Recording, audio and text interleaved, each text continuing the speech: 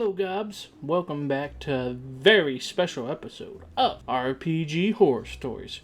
Now you might be wondering, what makes this so special? Well, someone actually, not directly posted, I think it's like shared, but either way, someone actually put something onto the Goblin King subreddit that wasn't me. Now I'm going to read one of the stories that this poster has posted. Thank you very much, I'll say it again later. But anyway, someone actually posted a RPG horror story to my subreddit. So, if you want me to read yours, go post it there. Or I guess you could post it, I'll find it eventually. But it makes it so much better to me when someone posts something on the subreddit that isn't me. And that just, I don't know, I can't express how happy I am that someone actually posted something. So, and mind you, yeah, you don't have to post only horror stories. You can post fan art, just ideas that you want to see, maybe like RPG systems or maybe an RPG game that you want me to sit down, look at, review. You could post memes. Honestly, you could post just about anything here as long as it's it doesn't even have to be towards the channel. I mean, I'm not saying trauma dump on here, but just, I think anything goes for me. As long as, you know, it's kind of related to goblins or RPGs or even just nerdy stuff in general. So you can post your RPG horror stories. Doesn't only have to be tabletop. It could be MMO, single player. So somehow, if you have such a horrendous single player horror story, hit me with it. I'm not gonna know all the terminology for MMOs, but whatever. Send it my way anyways. I'll try my best. I'll read it. So if you post it on the subreddit, your story will most likely, at this moment, get read. So that's just a prefix. That's why this episode's special. I know it's going to be a bit, since this is I've recorded a bunch of stuff, and now I just saw that someone posted this. So sorry about that if it's a bit late. But anyways, I hope you guys check it out. Let's get into this story. I don't know anything about it. All I know is the title and all that. But it's RPG horror stories.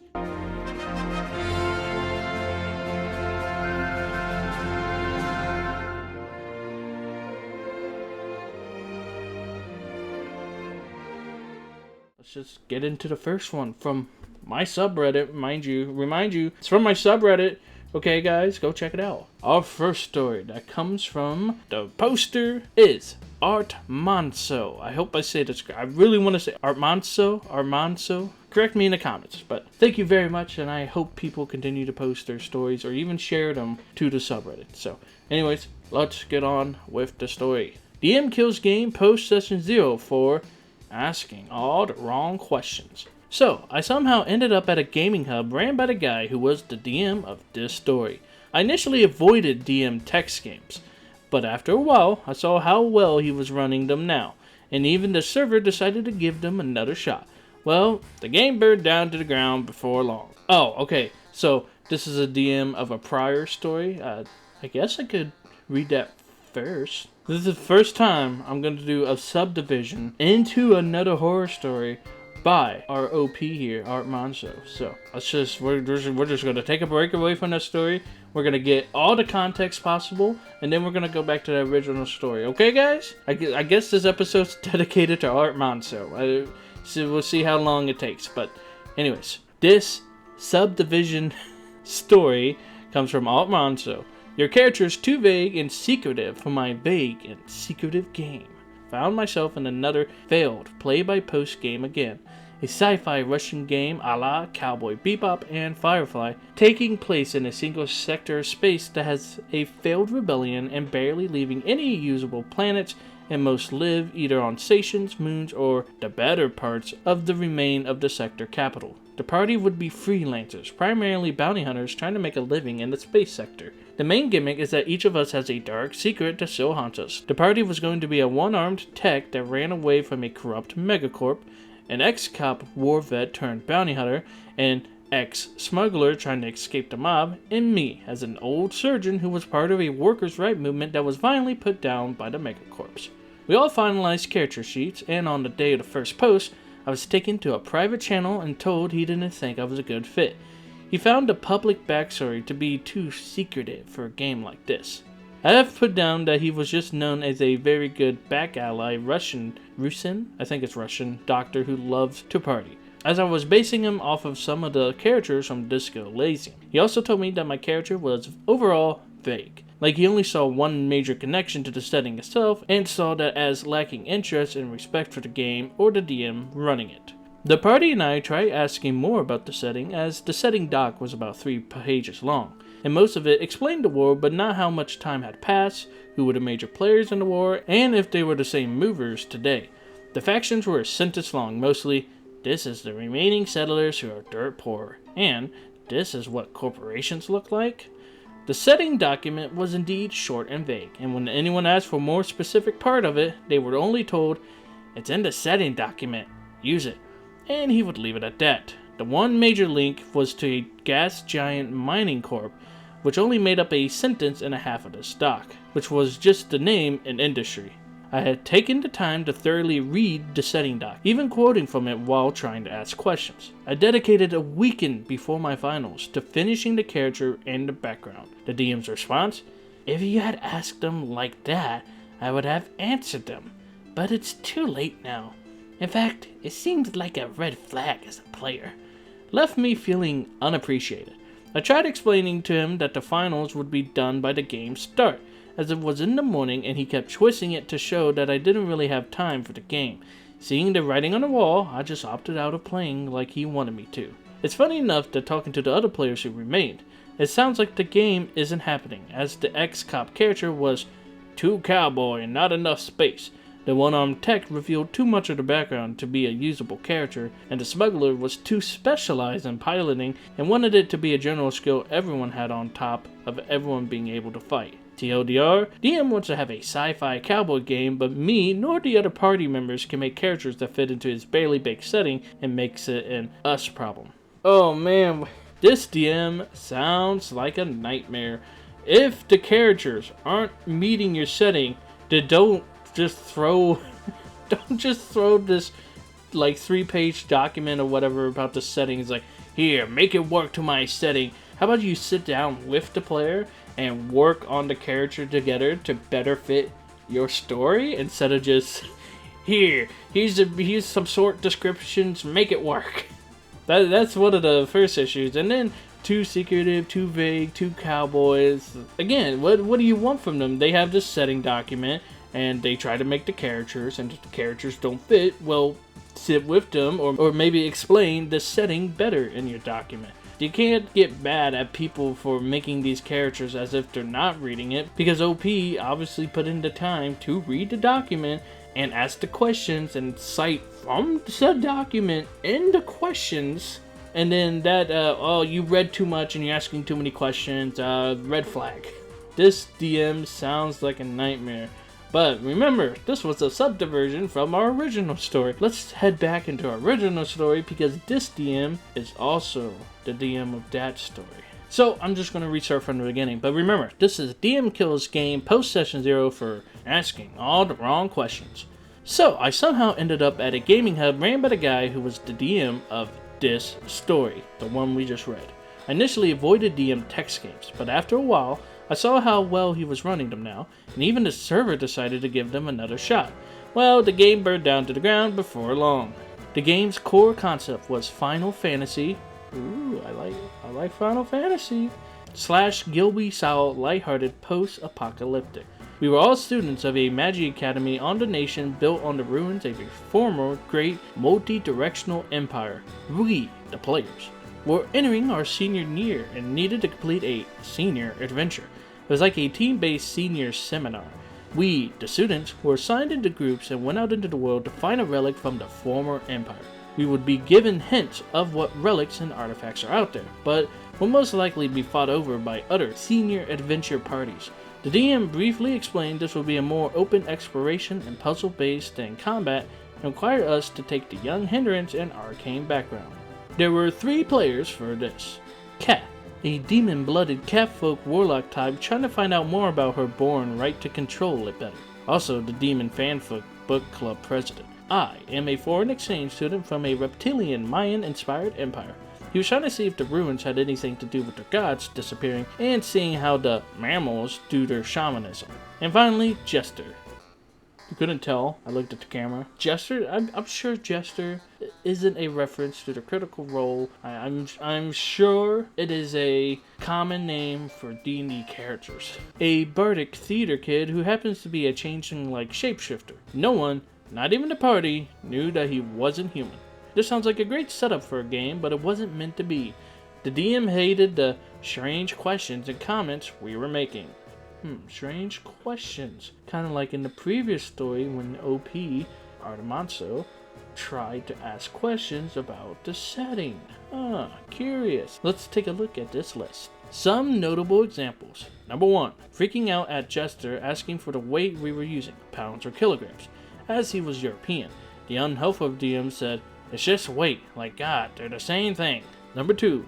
When Kat asked for clearance on whether we would ever get a base or cart, the DM said, "I said this was a journey game, and that she should know how to read." When we pointed out the info was under 100 posts and would be helpful to pin it, the DM did, but was needlessly passive-aggressive about pinning going forward, and then made vague threats that bad things will happen if we got carts, wagons, or more pack animals. DM even said no about airships, dragons, or other mystic meanings of transportation/cargo, despite not even asking. Number 3. Had an issue about us tying character backgrounds together, as, "I gave you enough backstory already." Subsections. The DM left passive-aggressive comments when we finalized how we know each other. Then, despite being told that it didn't matter, forbade us from having the same homeroom, having favorite professor that he didn't make, which he never got around to make, no practical jokes as no realistic high school would have or tolerate them, never meet in or even be in attention, not the head if any official school-approved clubs, no significant roles in the student body government, plays, or even other student performances. Wow, the DM really just wanted them to be normal, everyday students. I'm going to take a break and we're just going to review some of the things. But yeah, that last section, you're not allowed to do anything inside the school, I guess, except just be some normal, everyday students in a fantastical game, and then no transportation in a journey game. I guess we're just going to carry everything on our backs and walk everywhere. And then the weight thing, like, just pick one or the other. It's not that big of a deal. Yeah, or just say, there's not really any weight in this game. Don't be so like condescending about it, or just be so aggressive, I guess, or just be a a-hole. Don't be such an a-hole, but just say, hey, weight's not a thing, or hey, it's in pounds or kilograms. It's not the biggest deal. Let's continue on. Number 4. Hated that we used any JRPG term as the game was Eastern themed, not Japanese. Japanese? Japanime? Japanese? Is that how you say it? But anyways, and no, we couldn't use anime character icons despite all the ref art being inspired by Final Fantasy Tactics and put through an AI art program. I have my gripes about AI, but this is a personal story, not trying to be stoled, not saying that they're artists, they're not trying to, this is my art. Is it simply just trying to make it not look like the original Final Fantasy Tactic portraits, which, guys, I'm the Final Fantasy gob, okay? I love Final Fantasy Tactics. I play it from time to time. I don't play it as much anymore, but that's my little input, okay? I like Final Fantasy Tactics, okay? You hear me? Let's continue on with the story. I asked him about the clarity of some of the fantasy critters and was told, there's a photo of them, what more do you want? Subsection. When we clarified the questions about the species, as some of them looked very hybridized, think lizardbirds or batwolves, he called us weird for focusing on that instead of things that matter to the game. And some of us were talking or had abilities involving keywords and critters. I guess creatures and world building isn't part of your game in a journey-like campaign. I guess. Number 6. When we asked about the edges, feet, would fit the character concept, or at least a more practical character, as 2 of the 3 were new, just got complaints about strange questions and asked, are you all effing autistic? Subsection. We would all confirm that we all, surprisingly, are on the spectrum, even showing proof. Which the DM would say, everyone online says they're autistic. Oh man. DM is a real piece of work. Let's continue on. We got some more story to go through. So, After a month of waiting on the DM, we get a message from the DM in the evening. A good old-fashioned text and apology, complete with a bless your heart, as he puts it when pushed about the non-apology. He was in the worst mood for that month, but it doesn't excuse his behavior, or our behavior, ours, and asking the dumbest questions he had ever seen from this generation of gaming, regardless of whether he was new to the game or not.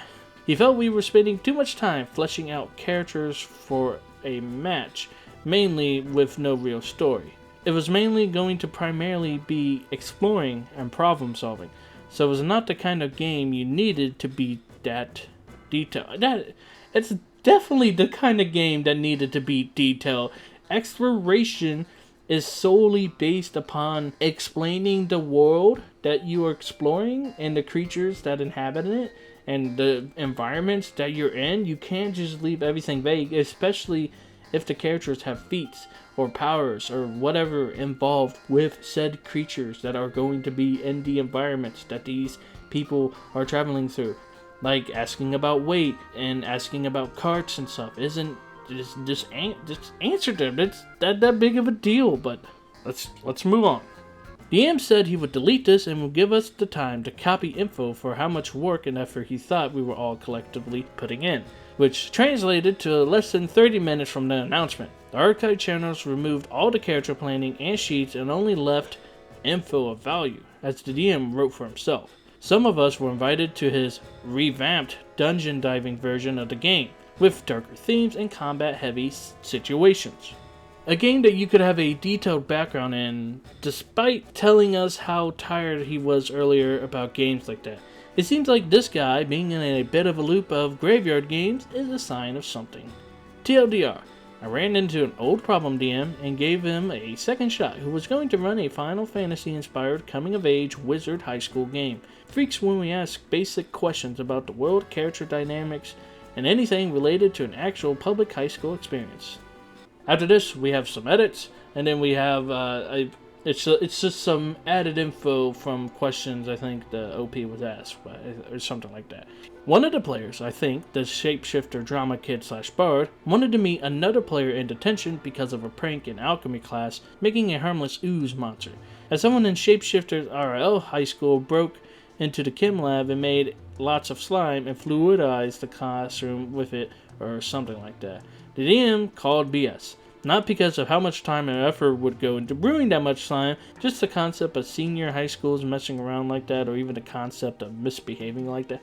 Seniors are awful. I mean, in recent years, I haven't been in high school in forever, but in recent years, seniors have kind of toned it down. But seniors used to do all sorts of crazy stuff in high school. This sounds within the reason. Maybe not to the extent of flooding the entire lab, but I could see creating slimes here and there, so, well, whatever. It's not out of the realm of impossibility. That's all I'm saying. I'm not sure if this was filling on the homeschooling or the upbringing, just that the DM is a parent, so he knows kids better than all of us kidless players. From the sounds of things, they are still in the single digits, so they haven't hit the preteen or teen stage yet. I still find it strange that anyone could not see teenagers not misbehaving at all. As for the parties, I ended up taking up the mental task of DM and started a piecemeal Savage World game on the same server. A cosmic horror dark comedy around being a delivery crew going out into the post-apocalyptic remains of the galaxy after a forever war turned super hot in an attempt to break the cellmate. So the crew deals with their late-stage anti-capitalism bosses. I think that's what it's going for. The two remaining superpowers sandwiched between the natural zone that the megacorps operate in and the interdimensional, dimensional, mutagenic, and cybernetic horrors outside of the safe space due to the loads of reality warping, biological, and AI weapons used in the final strike. I have opened a new server just in case, as the DM has been taking me to a private room to see if I really was having fun or if they were. He had an issue with the anti-capitalist theme of the game, seeing he was a day trader and lower management at a stock firm. Facts I didn't know beforehand. That I didn't set any limits on books, and weirder still, I had the players a part of the world building. The world building that mostly compares corporations and the concept of capitalism to unknowable eldritch beings, which apparently makes him uncomfortable as it's the only system that he has ever helped anyone, and recommended me read more on the topic. And with that is the conclusion of our story. With the ending, first of all, the original DM not being able to, not the poster, but original DM not being able to separate fiction from fantasy, there's all sorts of concepts always explored in fantasy. And again, this is an eldritch horror, post-apocalyptic, space-traveling game, and you're worried about a slight concept that you deal with in real life.